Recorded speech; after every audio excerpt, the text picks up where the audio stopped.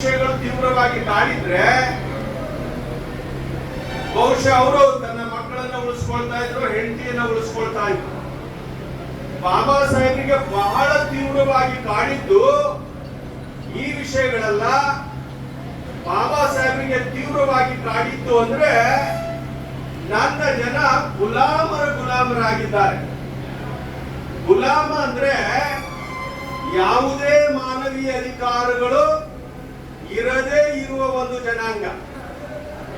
ಮಾನವೀಯ ಅಧಿಕಾರಗಳಂದ್ರೆ ಗೌರವದಿಂದ ಬದುಕೋದಕ್ಕಾಗಿ ಏನೆಲ್ಲ ಬೇಕು ಅದನ್ನ ಪಡೆದುಕೊಳ್ಳುವ ಅಧಿಕಾರವೂ ಸಹ ನನ್ನ ಜನರಿಗೆ ಇಲ್ಲ.